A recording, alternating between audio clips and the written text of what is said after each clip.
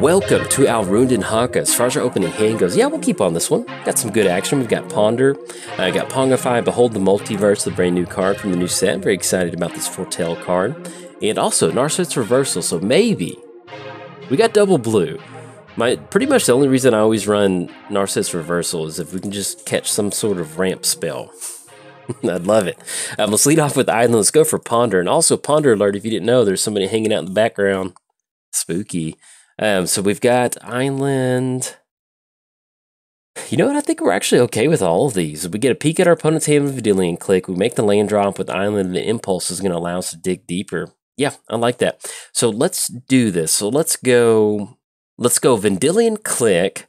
Let's go Impulse, and let's go Island. There we go. Not going to shuffle our library. We're going to draw into Island, and then anything else, we're going to go and pass the turn over to our opponent. Actually, let's cover Alrund first. We're playing Alrund and Haka. Alrund's going to get +1/+1 for each card in your hand, and for each foretold card that you own in exile. Then at the beginning of your end step, choose a card type, then reveal two cards of the top two cards of your library. Put all cards of the chosen type revealed this way into your hand. The rest on the bottom of your library in a random order. Let's lead off with Island, and then anything else.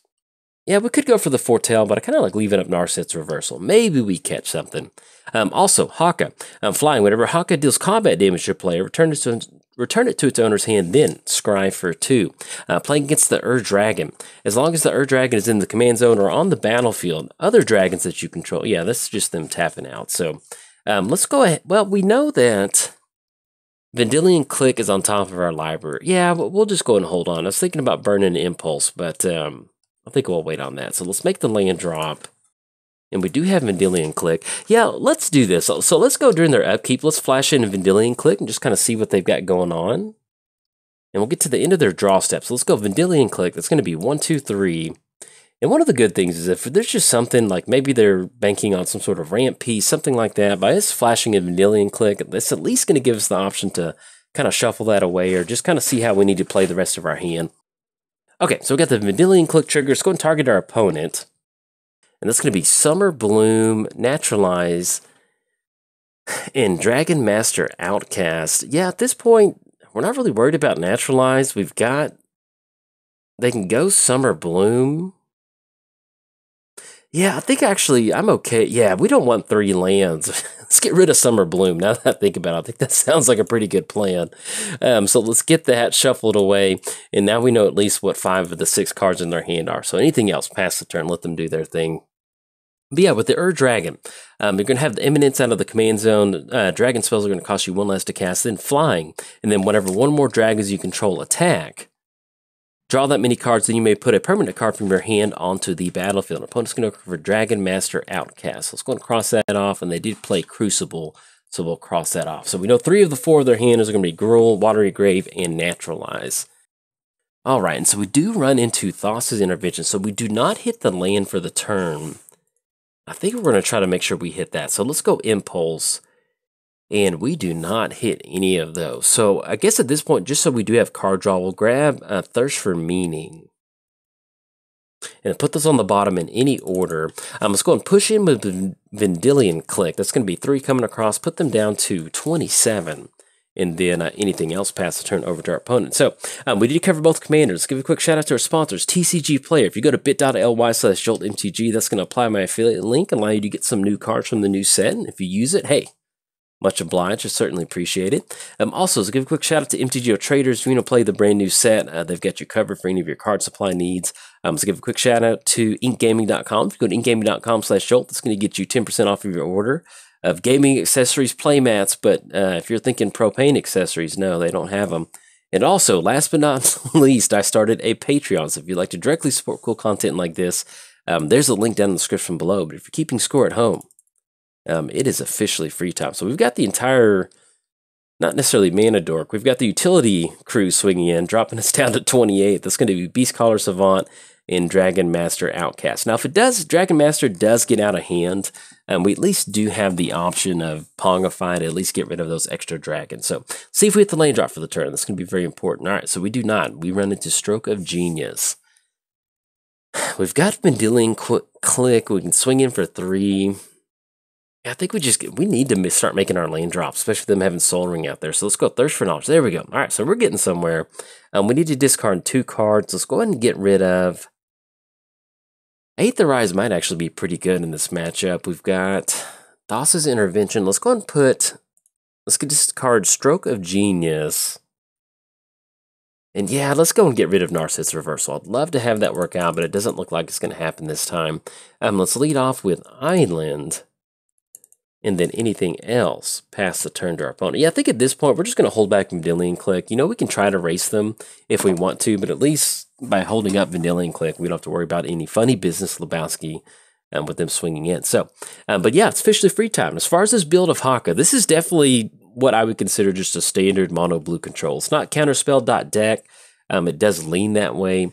But one of the cool things about building, you know, a heavy blue control deck is that being able to have Alrund and Haka as your commander, it just kind of gives you something to do early game and late game. We've been kind of missing our land drops, so unfortunately we haven't been able to get Haka out there just yet. But, you know, one of the things that control decks want is just something to do. You know, some sort of, not a huge threat on the battlefield sometimes, but that's exactly what Haka is. You know, get Haka down, you start swinging in, get those scries going, you're going to be able to build up that real slow, nice incremental value over the course of a game. And it just kind of creates these little threats for your opponent that are problematic. You know, they want to deal with it, but maybe not enough to spend spot removal, or finally they do after you've been swinging in turn after turn, whatever that may be. But yeah, I like this dynamic, and we'll kind of talk about that here in a second. Look at that. We got Yargle Opt. I love it. Let's go for Castle Vantress. So we've got Behold the Multiverse. We're going to be able to scry and draw off of that. I think I just like passing the turn at this point. You know, we're looking at the Ur Dragon. They have no way to protect it at this point right now. We're not looking at anything like, what is it? Caverner Souls? Yeah, Caverner Souls. We're not looking at anything like that. So we've got answers for the Ur Dragon. At this point, even if nothing happens next turn, we've got Behold the Multiverse, so we can simply just rip into. So let's hold back on Vendilion Click. Yeah, because if we go Haka, that's going to put us down to only 3. So I kind of want to get this card draw going, because once this happens, we can go Behold the Multiverse and even kind of toss in an Opt 2 off of that, and we'll see what they get down. But outside of the control aspect, you know, got your Counterspell, your Cyclonic Rift, Aetherize. We do have a kind of like a Spellslinger package in here. One of the things, if you've never built control, you just want to be able to get 2-for-1s, you know, being able to get Murmuring Mystic or Dawson of Perfection on the battlefield, and then, you know, just cast something like Opt into that, or Behold the Multiverse. Get these extra tokens on the battlefield. They're going to give you extra blockers. You can start swinging in at Planeswalkers, different things like that. So we're definitely running kind of that spell package in here. Other than that, it's just pretty basically mono blue control. We do have Soothsaying in here to kind of set up a little bit extra scrying with the Alrund option. I did try to run like a Howling Mine, Dictate of Crewfix, Kumina's Awakening package in here. I wasn't super wild about it. I mean, it does work out with Alrund's ability. You know, you can get to the late game with Alrund and have access to a lot of cards. You're going to be able to the very big Alrund, but I don't know. I just wasn't super wild about it with the games that we played, or at least the games that I tried to record with that. So I kind of ended up cutting that 4-card extra card package and kind of tossing in a few more, you know, stuff like Opt and Ponder. And I'm glad I did, because having that just like low converted mana cost card advantage, it definitely does help out. So let's see if our opponent's going to swing in or not. And then we're going to wait till they're in step to cash in a little bit extra card draw. So there we go. Let's go for Scry 2. I guess it didn't really matter how we sequence this. It's going to be 1, 2, 3. Let's get Behold the Multiverse. And at this point, we're just pretty much just looking for a land and anything of extra value. Ooh, I actually kind of like that. Yeah, let's put both of these on top. This is going to be Shadow Spear. Drawn to both of those. Let's go for Opt. The Yargle Opt, which is the best kind of Opt out there. Scry 1, Scurry, some Fever, some Insanity. The Descent into Madness for 1 card draw. Let's see if they let this resolve or not. We just drew into like all of our Voltron pieces, so yeah, let's leave that on top. That sounds like a plan. We can go for Haka, but that is a very nice Runechanter's Pike right there on Vendilion Click. So I kind of like that. Let's make the land drop. That's going to be Island. And that's going to be equipped for 2. That's going to be equipped for 4. So we're looking at 6 total mana. Let's go for Runechanter's Pike first. It's going to be 1, 2. And if they've got spot removal, they've got it. They do have Naturalize, so we'll see if they want to end up burning Naturalize on Pike. At the end of the day, we still have Shadow Sphere Alrund for the latter half, so we can make that work. Let's go Rune Chanter's Pike. If they do end up going Naturalize, do we want? Yeah, well, we can't even fight over it, but yeah, that's fine. So we're going to go for a Naturalize on that. At least we kind of burn that. And then let's get Haka on the battlefield. Yeah, I like that. So it's going to be Haka 1-2. And once we get Haka down, that's going to allow us to start swinging in with Vidillion Click. So I kind of like this. So let's go and swing in for 3-1. Let's go and push in for 3. It's going to drop them down to 22 and then anything else past the turn. So, but yeah, we got Haka on the battlefield. So that's going to allow us next turn to swing in for 2, get that scry. We'll see if we want to end up going for Alrund on the back end, getting that down. We do have Shadow Sphere. You know, this is one of the other things, you know, we're not running a super heavy Voltron package in here, but simply just running some high impact pieces of equipment. And we've got Shadow Sphere. When you put that onto Alrund and you have some sort of card advantage in the late game, you know, there's your closer right there. You know, if you're sitting with Alrund at, 6 or 7, then you give it Trample and Lifelink. That's going to give you that ability to gain back some of your early life loss. At the same time, be some sort of threat. So that's going to be Karthus. Whenever it enters the battlefield, gain control of all dragons, then untap all dragons. Other dragons you control have haste. Okay. So it's going to be Karthus. There's no other dragons on the battlefield, but with Dragon Master Outcast, at the beginning of your upkeep, you control 6 or more lands. So we're about to see the Dragon Master Outcast. We're about to see that online. Now, what we may end up doing is just letting them potentially swing in next turn and then leaving up something like Aetherize. We'll see. Let's see what we draw to. So they did burn and Naturalize, so I'm going to cross that off. So we don't know what the last 2 cards in their hand are. Yeah, and at this point, we just, we've got our commander on the battlefield. We have Fierce Guardianship online. We've got Thassa's Intervention to dig a little bit deeper.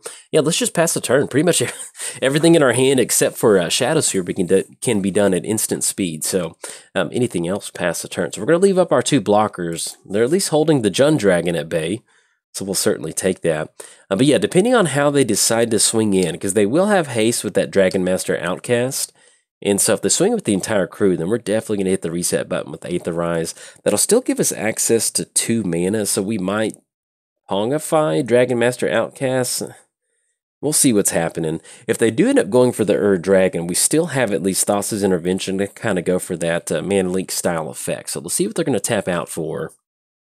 Okay, and that will be the Dragon. So if we tap out for Thassa, twice X, yeah, I think we just go for Thassa's Intervention. Yeah, let's see how they decide to swing in. Let's kind of play this out. Let's see how they decide to swing in. We can Aetherize, and that's definitely going to jam a lot of their stuff up. So let's see how they decide to. You know, they might be sniffing this play from a mile away. If they don't, if they want to get the hasty option going, then that might work out for us.